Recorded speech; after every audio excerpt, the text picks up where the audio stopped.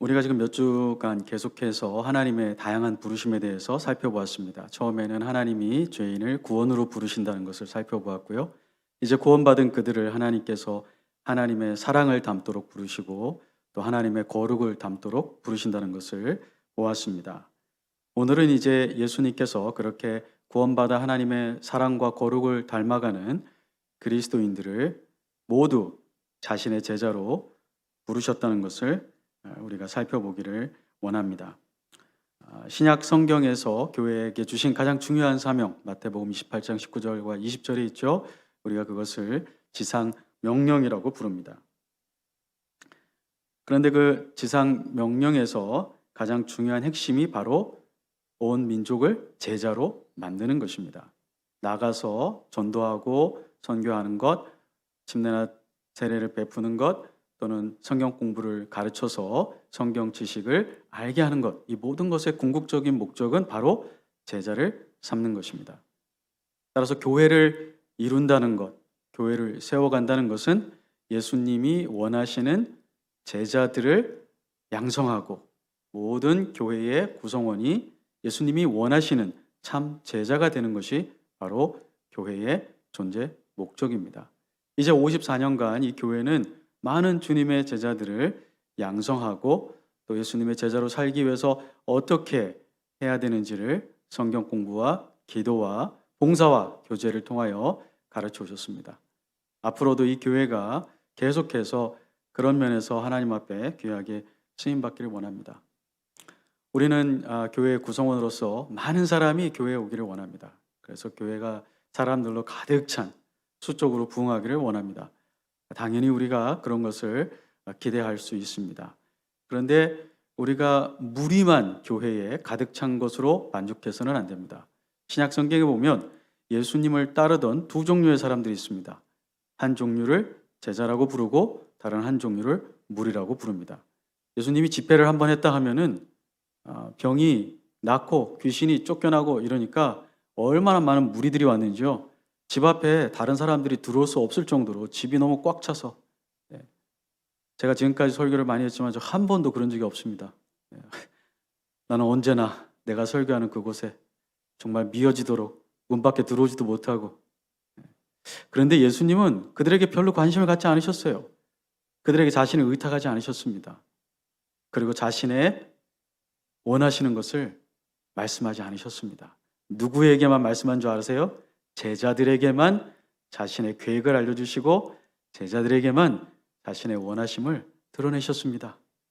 저는 이 달라스에 많은 무리들이, 군중들이 이 달라스 연합교회에 왔으면 좋겠습니다. 그러나 일단 왔으면 군중으로 무리로 남지 않고 정말 예수님이 누군지 알고 그래서 예수님이 원하는 제자로 거듭나고 그렇게 살아가는 사람들이 이 자리에 가득 차기를 바랍니다.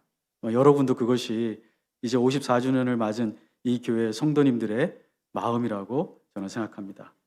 그러면 오늘 우리 예수님께서 우리에게 주신 이 말씀을 통해서 정말 교회가 교회답게, 우리 찬양으로 불렀죠? 교회가 교회답게 되게 해달라고.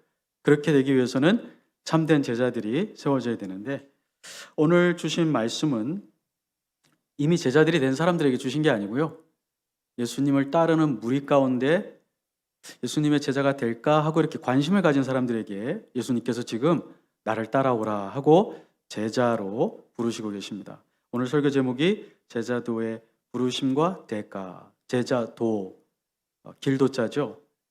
제자가 살아가야 되는 길, 제자가 살아가야 되는 삶의 원리, 이것을 감추려서 제자도라고 부르고 있습니다.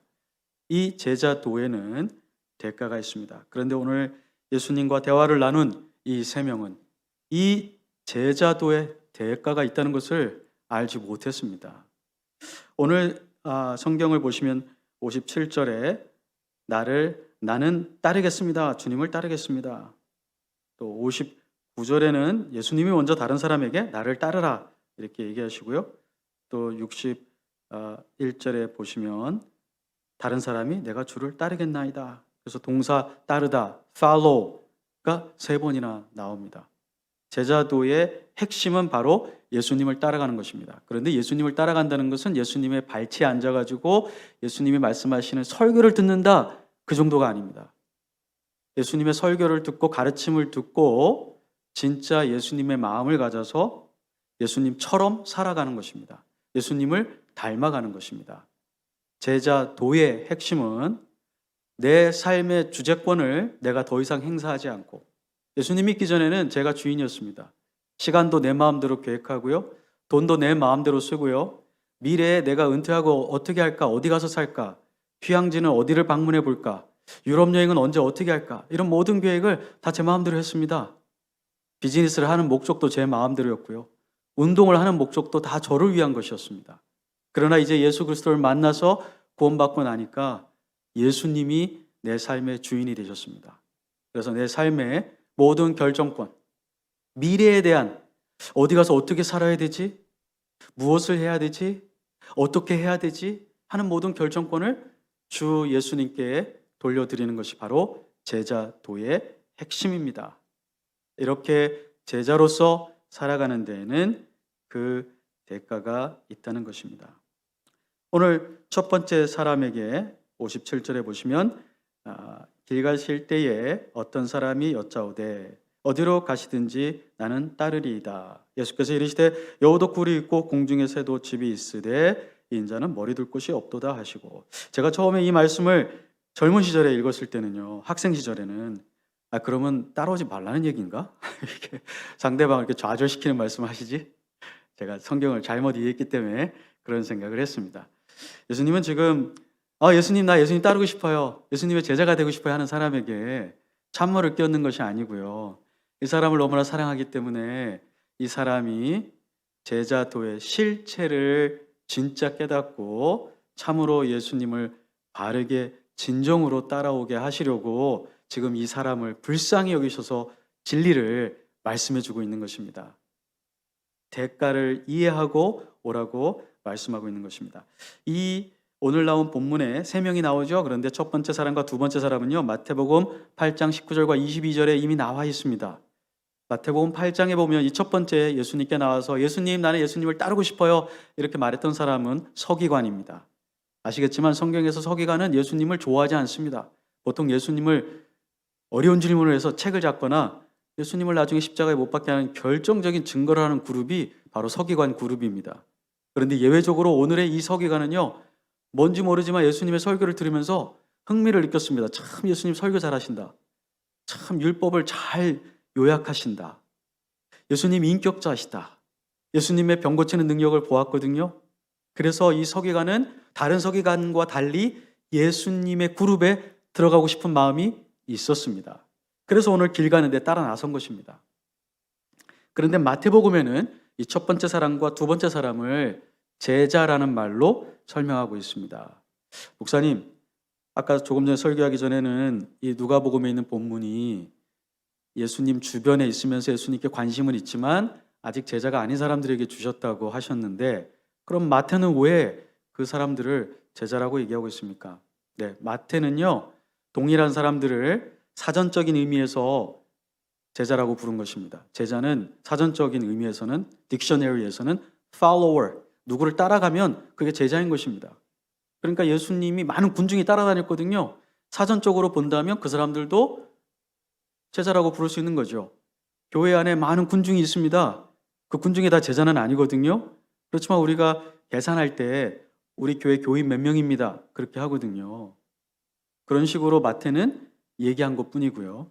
누가는 비록 예수님께 관심이 있어서 예수님 주변에 어슬렁거리고 왔다 갔다 하고 예수님께 실제로 제자가 돼보면 어떨까 하고 알아보려고 하는 그런 구도자들에게도 뭐라고 얘기했습니까?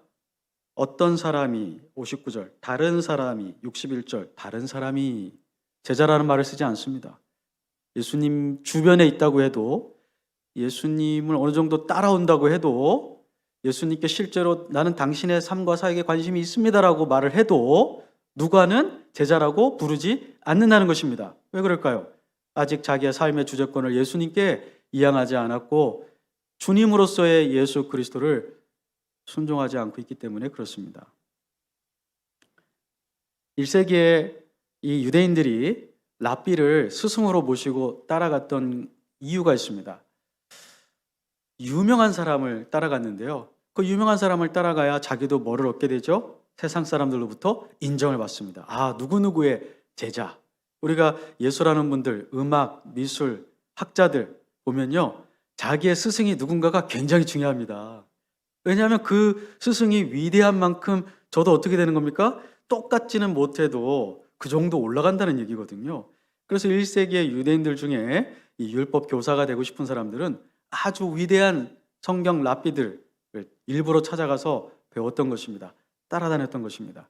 근데 서기관이 가만히 보니까 예수님이 인기가 많아요. 뭐 수천 명이 뭐 어딜 가도 집회를 해도 어디서 사람들이 그렇게 많이 모였는지, 그때는 뭐 인터넷도 없고 마이크도 없는 시절인데 어디서 듣고 왔는지 말 디딜 틈이 없어요.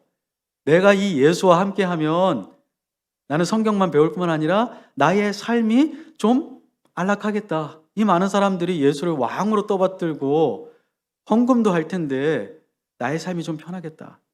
좀 안정감을 찾겠다. 이 예수란 사람을 쫓아다니면 이 예수의 운동이 오랫동안 지속될 것이다. 이런 생각으로 왔던 것입니다. 요한복음 2장 25절에 보면 이런 말씀이 있죠. 예수님은 그 누구에게도 어떤 사람에 대한 증언을 들으실 필요가 없었다. 왜요? 예수님은 사람을 딱 만나면 그 사람 안에 있는 내면의 실체를 다 아시기 때문에 누군가가 예수님 이 사람은 이래요, 저 사람은 저래요 말할 필요가 없다고 하셨습니다. 오늘 이 세 명이 예수님께 하는 말들이 있습니다. 근데 그 말들의 진위는, 진짜 뜻은 예수님의 대답 가운데서 알 수 있습니다. 이 사람들의 질문만 가지고는 이 사람들이 진짜 무슨 의미로 얘기한 건지 알 수가 없습니다. 그런데 그 진위를 파악하고 계신 예수님의 답변에서 우리는 이 사람들의 질문의 진짜 숨은 의도가 무엇인지 알 수 있습니다. 이 서기관은요, 어디로 가든지 나는 주님을 따르겠습니다 그렇게 얘기했어요. 이 주님을 어디로 가든지 따르겠습니다는 정말 모든 그리스도인들이 추구해야 되는 제자의 증표입니다. 요한계시록 14장에 보면 예수님이 인도하는 대로, 어린 양이 인도하는 대로 어디로 가든지 다 따라다녔던 14만 4천 하나님의 백성들, 순결한 양들이 거기에 있습니다. 하나님은 예수 그리스도가 인도하는 대로 그 인도하심을 받는 자들을 자신의 자녀라고 부르십니다. 그러니 오늘 이 사람이 예수님께 와서 주여 나는 당신이 어디로 가시든지 나는 당신을 따르겠습니다. 이 얼마나 큰 간증입니까? 목회자인 저도 아골골짝 빈들에도 이 찬양할 때마다 움찔움찔 하거든요. 정말 주님이 나를 그쪽으로 보내면 어떡하지? 네. 근데 이 서기관은 자신감이 충만합니다. 주님이 어디로 가든지 난 주님을 따르겠습니다. 여러분 성경에서 그런 사람 혹시 기억나세요? 주님 어디로 가든지 나 주님 따르겠습니다. 네, 베드로가 그랬죠. 베드로만 그런 건 아니에요. 예수님이 이제 자기가 죽을 거라고 약속하시니까, 얘기하시니까 베드로가 뭐라고 그러십니까? 나는 주님이 어떤 상황이 돼도 주님과 죽을지언정 주님을 나는 배반하지 않을 것입니다. 버리지 않을 것입니다. 근데 베드로만 그랬습니까? 아닙니다. 다른 제자들도 다 그와 같이 약속했다고 얘기하고 있습니다. 그러나 그들이 어떻게 됐습니까? 다 나가 떨어졌습니다. 정말 예수님이 잡히니까 자기들도 한편이었다는 그런 고소를 받으면 죽을까봐 다 뿔뿔이 도망갔습니다. 이 사람은 예수님이 어디로 가는지 몰랐습니다. 근데 51절에 보면 예수님께서 승천하실 기약이 참해 이제 자기가 33년 반의 사역을 하는데 그 33년 반의 사역에서 이제 정말 십자가를 져야 될 때가 가까이 왔다는 것을 예수님이 알게 되셨습니다. 그래서 어떻게 하셨습니까? 굳게 결심하시고, 이 굳게 결심하시고가 영어 성경이나 헬라어 원어에는 이렇게 되어 있죠. 그 얼굴을 예루살렘으로 향하여, 다른 데를 쳐다보지 않고요. 예수님이 아주 굳은 결을 가지고 예루살렘을 향해서 어디로 가든지 예루살렘 쪽을 향해서 눈길을 주셨다는 것입니다. 그래서 옆에 있는 사람들이 보면 예수님이 예전과는 다르시게 무슨 큰 결심을 하고 그것을 이루기 위해 일관되게 그곳을 향해 가고 있다는 것을 그 얼굴에서 볼 수 있었다는 것입니다. 그렇게 예수님께서 제자들과 함께 이제 예루살렘을 가려면, 직선으로 가려면 사마리아를 통과해야 되거든요. 아니면 돌아가든지. 근데 예수님이 그렇게 얼굴을 예루살렘 쪽으로 하고 사마리아 동네를 지나가시는데 여행길이 멀다 보니까 머물 곳도 필요하거든요. 그래서 제자들을 보내서 이제 미리 준비하게 했습니다. 그런데 사마리아에 있는 마을 사람들이 어떻게 했습니까? 예수님을 환영하지 않았습니다. 예수님이 보낸 제자들을 배척했습니다. 왜 그럴까요? 사마리아와 유대인들 사이에는 오래전부터 종교적인 갈등이 있었죠. 그러나 그 종교적인 갈등 이외에도 그 유명한 선지자라고 불리우는 예수님께서 오시면서 자기들에게 눈길 한번 주지 않고 예루살렘을 향해 가겠다는 굳은 결의를 얼굴에 나타내고 지나가시니까 더 이상 예수님께 마음을 열고 싶지 않았던 이유도 있습니다. 그러나 예수님께서 사마리아 사람들을 무시하고 미워해서가 아닙니다. 예수님은 지금 자기에게 주신 하나님의 이 사명의 긴박성 때문에 빨리 그것을 성취해야 되기 때문에 굳은 결의로 지금 그곳을 향해 가고 있을 뿐이었습니다. 어쨌든 예수님은 지금 이렇게 사마리아 사람들에게 배척을 받으셨습니다. 그러나 예수님이 사람들에게 배척받은 것은 이번뿐만 아닙니다. 그리고 이 예수님이 사람들에게 배척받고 고난받을 것은 이사야 50장 6절 7절에 이미 예언되어 있었습니다. 이사야서 50장 6절 7절 나를 때리는 자들에게 내 등을 맡기며 나의 수염을 뽑는 자들에게 나의 뺨을 맡기며 모욕과 침뱉음을 당하여도 내 얼굴을 가리지 아니하였느니라. 주 여호와께서 나를 도우심으로 내가 부끄러워하지 아니하고 내 얼굴을 부싯돌같이 굳게 하였으므로 여기에서 그 같은 표현이 지금 여기에 아까 예수님께서 굳게 결심하고 라는 표현과 같은 것입니다. 내가 수치를 당하지 아니할 줄 아노라. 고난받는 종에 대한 예언의 말씀입니다. 매를 맞고 뺨을 맞고 침뱉음을 맞지만 그러나 이 고난받는 종은 그것을 수치라고 여기지 않고 하나님이 주신 그 길이기 때문에 나는 그 길을 따라가겠다. 구약에서부터 이 예수님에 대한 이 고난과 배척 그리고 심지어 십자가에서 죽으실 것까지 예언이 되어 있습니다. 그런데 이 서기관은 그것을 몰랐던 것입니다. 그래서 예수님이 말씀하시죠. 공중에 여우도 굴이 있고 공중의 새도 집이 있으되 인자는 머리 둘 곳이 없다. 인자가 머리 둘 곳이 없다는 것은 예수님이 홈레스, 집이 없는 사람이 될 거다. 그래서 나를 따라다니는 사람은 다 집이 없을 것이다. 그렇게 얘기하시는 것은 아닙니다. 오늘 예수님께서 이 세 명의 사람들에게 말씀하시는 제자도의 이 대가는요. 제자가 됨으로써 지불할 수 있는 가장 최고의 가장 어려운 그런 대가를 얘기하고 계신 것입니다. 그렇지만 항상 예수님의 제자들이 그렇게 산다는 것은 아닙니다. 그러나 어떤 제자에게는 어떤 때에는 이런 정말 큰 희생이 요구될 수 있다는 것을 예수님이 미리 제자가 될 사람들에게 얘기하고 있는 것입니다. 집이 없다기보다는 예수님이 자기의 머리 둘 곳이 없다는 것은 안식하고 휴식을 취하면서 교제를 나눌 만한 환영받을 곳이 자신에게는 없다는 것입니다. 자신이 이 땅에 하나님의 통치를 가지고 왔고 이 세상을 지배하는 악한 마귀를 멸하기 위해 왔고 이 세상이 믿고 있는 거짓된 우상 숭배적인 그런 신앙들을 버리게 하려고 오셨기 때문에 당연히 이 세상의 죄악 가운데 있는 사람들은 예수님을 환영하지 않습니다. 예수님이 가르치는 걸 싫어합니다. 예수님의 이 사역을 망하게 하려고 핍박을 하고 있는 것입니다. 그런데 서기관은 예수님에 대해서 착각을 했던 것입니다. 오늘날 어떻습니까? 예전에 한국 교회에 쌀이 없어서 정말 쌀 얻으려고 옷이 없어서 옷을 얻으려고 온 분들도 많이 있었습니다.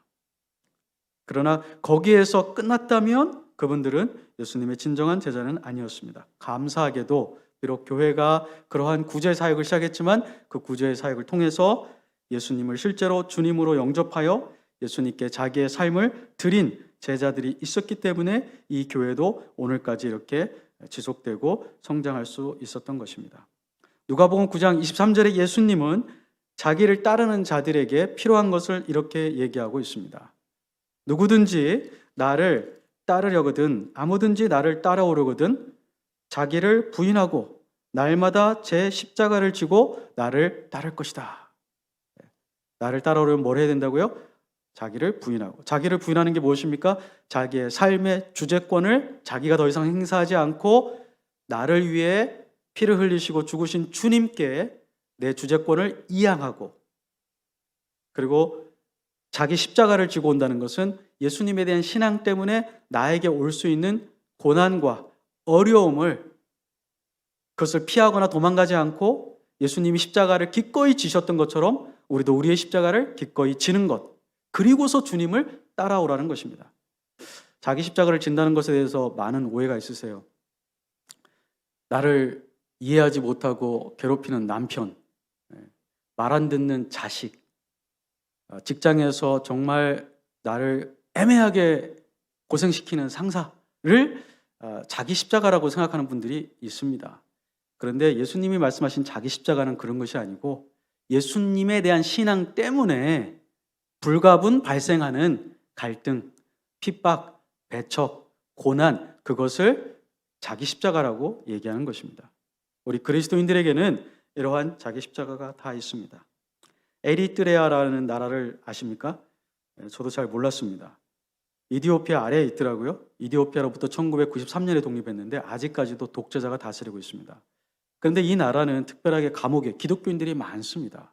이슬람을 국가 종교로 채택을 했는데, 특별히 이 나라는 독재자가 기독교인들을, 목회자나 평신도 리더를 감옥에 많이 가둬놨는데 9년 정도 있다가 나오는 사람도 있고 12년이 되었는데도 아직도 출소하지 못하고 감옥에 있는 목회자들이 많다고 합니다. 지금 코로나로 많이 어렵죠. 그런데 미국만 하더라도, 한국만 하더라도 종교에 상관없이 시민이면 다 부재금을 주든지 구호에 필요한 물품을 나눠줍니다. 그런데 인도라든지 힌두교가 다스리는 나라, 또는 말레이시아, 이슬람이 국교이죠. 수단, 이런 나라는요, 기독교인만 찝어가지고 그 구호품 전달해서 배제를 합니다. 그리고 뭐라고 얘기하냐면, 너희들이 원래 가지고 있던 우리의 종교로 개종을 하면 너희가 필요한 쌀, 너희가 필요한 옷, 너희가 필요한 약을, 마스크를 우리가 전달해 주겠다. 그러나 너희가 계속해서 기독교인으로 살겠다고 하는 한은 그럼 너희 하나님께 간구해라. 너희 하나님이 줄 것이다. 이렇게 현재 얘기하고 있다고 합니다. 아이고, 목사님, 그거야 안 된 일이지만 우리는 그렇지 않습니다. 네. 우리는 그렇지 않다고 해서 우리가 지불해야 될 대가가 없는 것은 아닙니다. 그분들에게는 그것이 그분들이 제자로서 지불해야 될 대가지만, 우리는요, 그리스도인으로서 예수님의 유일성에 대해서, 성경의 진리에 대해서, 다가올 심판에 대해서 직장에서, 학교에서, 공동체에서, 동호회에서 침묵하지 않고 그들을 사랑하는 마음으로 그들에게 겁주려고 하는 것이 아니라 정말 예의 바르게, 그러나 간절한 마음으로 그것을 증거해야 될 그런 희생의 대가가 우리에게는 있는 것입니다. 두 번째 사람은요, 예수님이 직접 나를 따르라고 하셨습니다. 59절, 또 다른 사람에게 나를 따르라 하시니 그가 이르되 나로 먼저 가서 내 아버지를 장사하게 허락하옵소서. 60절, 이르시되 죽은 자들로 자기의 죽은 자들을 장사하게 하고 너는 가서 하나님의 나라를 전파하라 하시고. 이 말씀 상당히 어렵죠. 왜냐하면 언뜻 보면 예수 믿는 사람은 이제 아버지가 돌아가시든 말든 상관하지 말고 그냥 교회의 일이나 충실해라, 마치 이런 인상으로 이 성경이 이해될 수가 있습니다. 그리고 안타깝게도 실제 어떤 그리스도인들은 자기 부모님을 공양해야 되는, 봉사해야 되는, 섬겨야 되는 그 의무를 등한시하면서 오늘에 있는 이 본문을 갖다가 나는 지금 주님의 일을 위해서 봉사하기 때문에 부모님을 섬기는 일은 동생들이 해야 되고 언니 오빠가 해야 된다, 이런 식으로 핑계하는 것을 저는 여러 번 들었습니다. 그러나 여러분 아시겠지만 예수님께서는 구약의 율법 중에 도덕법을 폐하신 적이 없습니다.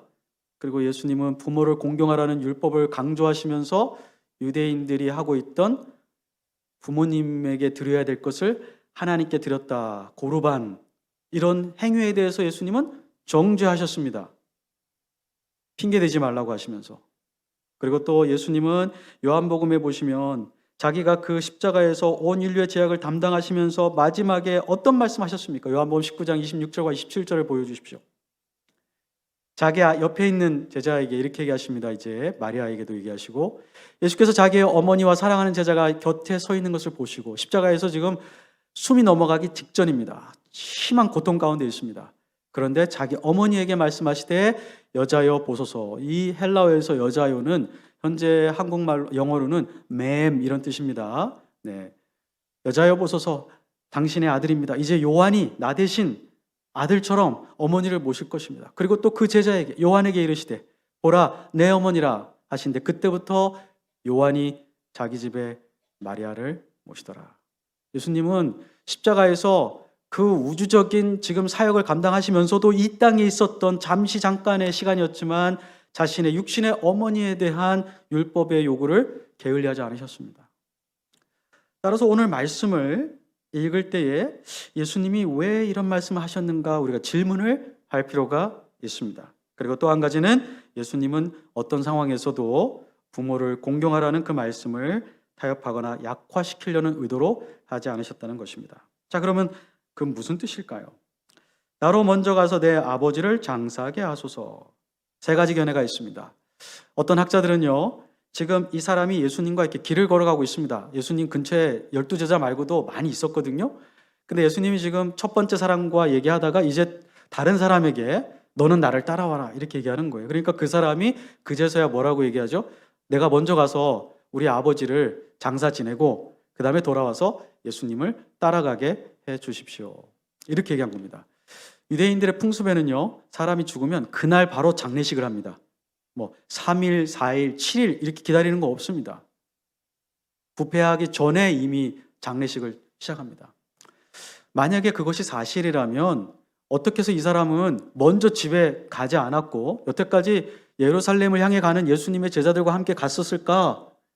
그리고 예수님께 먼저 얘기한 게 아니고요, 예수님이 나를 따라와라 그러니까 그제서야 이 사람이 뭐라고 반응하는 거예요? 나에게 지금 따르지 못할 이유가 있습니다. 잠깐은 주님과 이렇게 동행하겠지만 12사도들처럼 내 생명과 내 생을 다 바쳐서 주님을 따르는 그런 제자가 되기에는 지금 제가 좀 급한 일이 있습니다. 조금만 기다려 주십시오. 내가 이 급한 일을 끝내고 와서 예수님 따르겠습니다. 그래서 어떤 학자들은 이 두 번째 사람이 예수님께 말한 것은 이런 거라는 겁니다. 예수님, 지금 우리 아버지가 연로해서 죽기 직전입니다. 내가 지금 예수님 당분간 이렇게 따라다니는 것도 아직은 안 돌아가시기 때문인데 나로 먼저 우리 아버지 집에 가서 우리 아버지가 돌아가시는 걸 지켜본 다음에 장사하고 그 다음에 예수님께 오도록 허락해 주십시오. 다른 학자들은 이렇게 생각합니다. 1세기에는요 장례를 2번 유대인들이 했다고 합니다. 첫째는 사람이 죽으면 그날 장례를 합니다. 그래서 이 돌무덤에 갖다 놓죠. 나사로 같은 경우에 예수님도 그렇게 했습니다. 두 번째는 1주년이 되어서 몸이 다 부패하고 뼈만 남으면 그 뼈를 간추려서 뼈골 함이 있습니다. 거기에다 넣어가지고 온 친척들과 식구들이, 특별히 장남일 경우에는 장남이 주재하에 그것을 다시 가족들의 묘에 이렇게 묻는 그런 의식이 있었습니다. 그래서 어떤 학자들에 따라서는 이 두 번째 사람이 예수님께 말한 것은 이미 돌아가신 아버지의 1주년이 아직 안 왔는데 이제 1주년이 올 때가 가까이 오니까 저로 하여금 가서 그 1주년 두 번째 장례 뼈를 모아가지고 가족묘에 옮기는 이 장례를 하고 돌아오게 하옵소서라고 부탁했다는 것입니다. 또 세 번째 견해는 이런 것입니다. 예수님이 사역하다가 나사로가 죽었다는 얘기를 듣거든요. 마찬가지로 이 사람도 예수님을 따라다니고 있었는데 집에서 누군가가 온 거죠. 메신저를 보낸 거죠. 이보게, 당신의 아버지가 조금 전에 돌아가셨으니 어서 오게. 그래서 이제 이 사람이 예수님께 얘기한다는 것입니다. 이럴 경우에도 이 사람이 돌아가게 되면, 사람이 구약 율법에 보면 죽은 자를 만지면 7일 동안 부정하게 되어서 밖으로 나갈 수가 없습니다. 그리고 유대인들은 장례식만 끝내는 게 아니죠. 애도일이 있습니다. 애도일. 아무리 짧게 잡아도 일주일. 보통은 2-3달을 애도하는 기간으로 합니다. 장례식을 치른다는 것은 죽은 시신을 무덤에만 넣는 것이 아니고 이 애도의 기간까지 끝내야 장례식을 했다고 말할 수 있습니다. 따라서 첫 번째 경우든 두 번째 경우든 세 번째 경우든 시간의 차이는 있지만 공통된 건 있습니다. 무엇이냐면 예수님께 시간을 달라는 것입니다. 지금 내가 해야 될 가족의 의무를 다 하고 오게 해달라는 것입니다. 아까도 말씀드렸지만 예수님은 제자가 부모를 섬기는 이 도덕적인 의무를 약화시킬 그런 마음에 어떠한 계획도 가지고 있지는 않습니다. 그러나 예외는 있습니다. 구약 성경에도 보면 대제사장과 나시린이라는 사람들은 자기의 친부모님이 돌아가셔도 장례에 갈 수가 없습니다. 대제사장과 나시린은 시신이 놓여있는 집에도 들어갈 수가 없었습니다. 왜냐하면 대제사장은 일반 제사장과 달리 지성소에서 하나님을 섬기는 아주 특별한 존재고 하나님께 온전히 바쳐진 사람이었기 때문입니다. 그러나 나시린도 그렇게 하나님 앞에 자기를 온전히 특별하게 헌신한 사람이었습니다. 이럴 경우에는 인간의 가장 큰 도덕적인 의무도 하나님 앞에서는 두 번째가 되는 것입니다.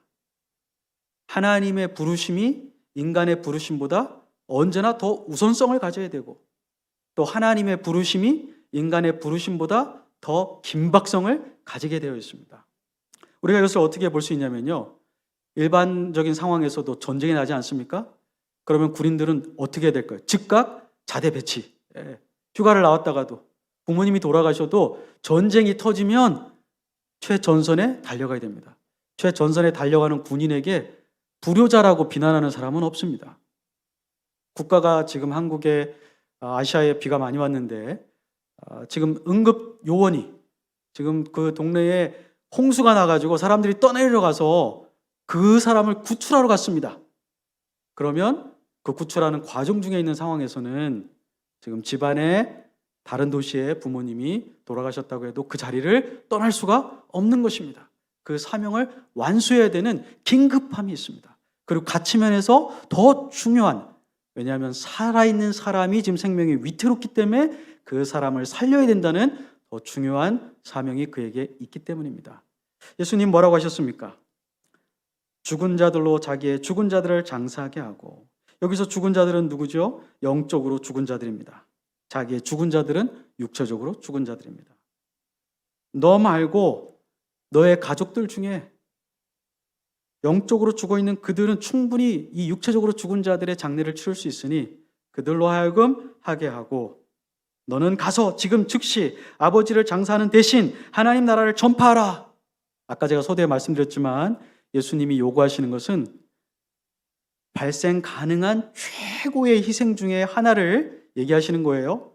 모든 제자들에게 이게 해당되지 않습니다. 그러나 어떤 제자에게는 이것이 해당될 때가 있습니다. 그러면 그때에도 우리는 예수님의 이 복음 전하는 사역이 더 우선권을 가진다는 것입니다. 충격적이죠. 예수님의 이 복음, 하나님 나라의 천국 복음을 전하는 것이 더 우선성을 가진다는 게 여러분 충격적이지 않으세요? 그거는 뭐 1년 뒤에 전해도 될 것 같고 한 달 뒤에 전해도 될 것 같은데 그렇지 않다는 것입니다. 왜 그럴까요? 하나님 나라를 전파한다, 천국 복음을 전파한다는 것이 무엇입니까? 하나님의 통치가 예수님을 통해서 임하셨다는 것을 얘기하는 것입니다. 죄인들은 죄의 사슬에 묶여서 사탄의 지배를 받고 지하 감옥에, 영적인 지하 감옥에 갇혀 있는 사람들입니다. 그들은 영적으로 죽어 있는 사람들입니다. 이렇게 죽어 있고 감옥에 갇혀 있는 자들에게 생명을 주고 그들을 풀어내는 이 자유롭게 하는 일보다 더 중요한 일은 없다는 것입니다. 그런 의미에서 예수님은 하나님 나라의 부름을 받은 제자가 그 부르심 받은 것을 실천하는데 연기해서는 안 된다, 지체해서는 안 된다. 심지어 인간의 의무 중에 가장 중요한 의무가 있더라도 이것을 행하느라 만약에 복음을 전하는 이 사역을 행하지 못하게 될 경우에는 어떻게 하라는 것입니까? 이 복음을 행하는 사역을 먼저 하라고 그렇게 얘기하는 것입니다. 우리가 많은 경우에 그렇게 얘기하죠. 전도하면은 나이가 많이 들어서 은퇴하면 내가 시간 나면 그때 가서 내가 예수님 믿겠습니다. 이런 분도 계세요. 또 교회에서 형제 자매님들에게 권면하고 성경 공부해 오세요. 예수님의 말씀을 배우세요. 또 예수님이 우리 교회에 이런 사명을 주는데 제가 형제들과 기도했을 때 형제 자매 누구누구에게 하나님이 이 일을 같이 하기를 원하시는 것 같아요. 우리 한번 예수님이 주신 사명을 같이 이뤄보지 않겠어요? 라고 초대할 때 뭐라고 많이 대답하죠? 아직 난 때가 안 됐어요. 지금 비즈니스도 힘들어요. 나는 몸이 약해요. 나는 시간이 없어요. 내가 이것이 다 해결되면, 나에게 있는 지금 내 인생사에서 중요한 것들이 처리가 되면 그때 와서 예수님 쫓겠습니다. 우리도 때로는 그런 사람이 될 때가 있습니다. 우리도 그렇게 될 때가 있습니다. 근데 예수님은 그런 사람을 원하지 않고 어떤 사람을 원하세요? 지금 당장 예수님이 말씀하시면 네, 제가 여기 있습니다. 네, 제가 가겠습니다. 네, 제가 그거 하겠습니다. 그 대신 내 삶에 지금 굉장히 중요한 일들은 주님께서 처리해 주실 줄 믿습니다. 주님께 내 모든 걸 맡기겠습니다. 그것이 바로 제자의 바른 태도입니다. 세 번째는요, 61절과 62절에 있습니다. 또 다른 사람이 이르되 주여 내가 주를 따르겠나이다마는 나로 먼저 내 가족을 작별하게 허락하소서. 두 번째 사람하고 조금 비슷한 거죠. 그런데 의도가 좀 다릅니다. 62절에 보니까 예수께서 이르시되 손에 쟁기를 잡고 뒤를 돌아보는 자는 하나님 나라에 합당하지 아니하니라. 하나님 나라에 합당하지 아니하니라. 이 사람이 지금 예수님께 부모님을 보고 와서 내가 인사하고 그 다음에 예수님 따르겠습니다. 그 의도가 아니고요. 예수님 뭐라고 그러셨죠? 사람의 의도를 아시는 분이세요. 근데 예수님의 대답을 통해서 이 사람의 질문의 의도를 봐야 된다고 그랬죠? 예수님의 대답은 뭐라고 하셨냐면요. 손에 쟁기를 잡고 뒤를 돌아보는 자는, 이게 현재 시제거든요. 지금 이제 이 사람이 예수님의 일을 하기 직전에 있습니다. 이미 쟁기를 잡았어요. 근데 밭을 가려면 그 앞을 바라봐야 됩니다. 이 팔레스틴 땅에 돌도 많고 밭이 이렇게 고른 밭이 아니기 때문에 앞을 똑바로 보고 소를 끌고 한 손으로는 쟁기를 잡고 가도 이 밭 고랑을 똑바로 하기가 힘들다고 합니다.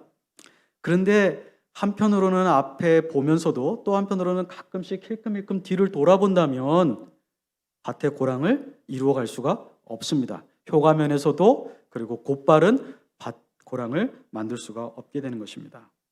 이 사람이 지금 자기 가족에게 가서 인사하고 오겠다는 것은 인사만 하고 오겠다는 것이 아니라 예수님이 부르기 전에 자기가 하고 있던 그게 밭일이든지 뭐 또는 장사하는 일이든지 어떤 인간관계에 해결하지 못한 것이 있든지 그것을 지금 가서 해결하고 오겠다는 것입니다.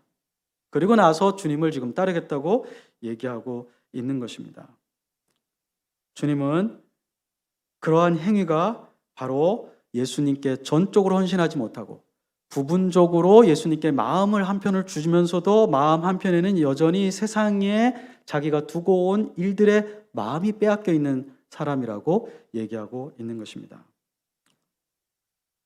예수님은 특별히 롯의 아내를 얘기하십니다. 그래서 누가복음 17장 31절과 33절을 한번 보시면 예수님이 이제 이 땅에 오실 때에 하나님의 심판이 임할 것인데 그때에 이 땅에 있는 사람들이 어떤 행동을 취해야 될 것인지 경고를 해주시는데 이렇게 경고하십니다. 그날에 만일 사람이 지붕 위에 있고 그의 세간이 그 집안에 있으면 그것을 가지러 내려가지 말 것이요 밭에 있는 자도 그와 같이 뒤로 돌이키지 말 것이니라. 롯의 철을 기억하라. 무릇 자기 목숨을 보존하고자 하는 자는 잃을 것이요 잃는 자는 살리리라. 예수님이 오신다는 건 심판이 이제 임한다는 것인데 그 와중에도 어떤 사람들은 자기의 물건, 자기의 소유에 관심을 더 갖는다는 것입니다. 오실 예수님 앞에 죄를 회개하고 용서받기 위해서 간절히 하나님의 은혜를 구하는 것이 아니라 어떻게 해서든지 하나라도 더 구하겠다는 그러한 생각을 갖게 된다는 것입니다. 그러면서 예수님이 롯의 아내를 기억하라고 얘기하신 것입니다. 롯의 아내는 소돔과 고모라가 멸망할 때 소돔에서 구원받았습니다. 그런데 완전히 구원받지 못했죠. 나오는 도중에 유황불이 떨어지는 소돔과 고모라를 뒤돌아봤는데 뒤돌아본 이유가 뭐죠? 아까웠습니다.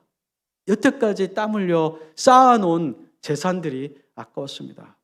예수님 믿기 전에 쌓아 올렸던 경력, 예수님 믿기 전에 쌓아 올렸던 전문 기술, 인간관계 이런 것들이 하루아침에 떠나기가 마음이 너무 아까운 마음이 들었습니다. 그래서 한편으로는 예수님을 따르는 것처럼 조금씩 가는데, 또 한편으로는 뒤를 돌아보기 때문에 예수님이 원하는 만큼 나아가지 못하고 예수님이 원하는 시간만큼 일을 하지 못하는 것입니다. 여러분, 데마를 기억하십니까? 디모데후서 4장 10절에 보면 바울이 이렇게 얘기하죠. 데마는 세상을 사랑하여 나를 버리고 데살로니가로 돌아갔다. 아마 데살로니가가 데마의 고향이었던 것 같습니다. 그러나 데마는 한때는 사도 바울의 아주 중요한 동역자였습니다. 빌레몬 24절, 골로새서 4장 14절, 바울은 이 데마를 자신의 동역자로 소개하고 있습니다. 그럼 무슨 일인지 모르지만 데마는 세상을 사랑했다. 그래서 세상으로 돌아갔다. 이렇게 얘기하고 있습니다. 데마가 완전히 배교했다는 말은 아니고요. 아마 사도 바울과 이 제자로서 제자 삼는 사역을 할 때 어려움이 있다 보니까 지쳤던 것 같습니다. 그래서 돌아가 버린 것입니다. 성경에 안타깝게 이 데마가 끝내 이 사역으로 회복이 되었는지 아니면 그냥 그렇게 살다가 죽었는지 우리는 알 수는 없습니다. 그런데 여러분, 마가 요한은 혹시 기억나세요?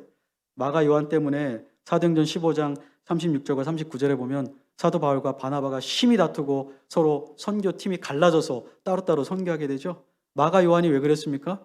1차 전도 여행 때에 밤빌리아라는 곳에 이르러서는 어떤 이유에서인지 너무 힘들었겠죠? 자기 집으로 돌아가 버렸습니다. 바나바와 바울을 떠나 자기 집으로 돌아갔습니다. 그런데 이 마가 요한은 어떻게 되었습니까? 마지막에 보면 바울이 디모데에게 디모데후서 4장에 네가 올 때 마가를 데려와라. 그가 나의 일에 유용하다. 이렇게 얘기했습니다. 우리가 한 번씩은요, 그럴 때가 있습니다. 주님의 부르심을 받고, 네, 주님, 제가 주님의 제자가 되어서 내 삶을 드려 주님이 나에게 명령하신 것 순종하겠습니다 라고 하는데, 살다 보면은, 또 주님 따라가다 보면 과거의 영광과 과거의 부요함과 과거의 만족과 쾌락과 평안함, 이런 것들이 우리를 잡아당겨서 뒤를 돌아보고 정말 뒤로 갈 수도 있습니다. 그러나 우리가 어떻게 해야 되겠습니까? 그때마다 다시 베드로처럼, 마가 요한처럼 다시 돌아오는 겁니다. 회개하고, 주님, 제가 주님의 제자인데 잠시 제가 딴 눈을 팔았습니다. 주님, 이제 더 집중해서 주님이 예루살렘을 향해 가느라 사마리아나 그 주변에 있는 것에 전혀 관심을 두지 않았던 것처럼 이제 저도 제 눈을 주님께만 고정하겠습니다. 주님이 부르신 그 사역에만 제가 헌신하겠습니다. 나를 새롭게 사용하여 주시옵소서. 그렇게 한다면 회복될 수가 있습니다. 네, 성경에 그런 예들이 있습니다. 오늘 보십시오. 59절에 나로 먼저 이렇게 얘기했지만 주님이란 말이 우리말 개정 성경에는 빠져 있어요. 근데 영어 성경이나 여러분 헬라어 성경에는 Lord 이렇게 주님 이런 말이 있어요. 또 세 번째 사람도 예수님이 나를 따라오라 또는 자기가 주님을 따르겠다고 하면서도 뭐라고 그러죠?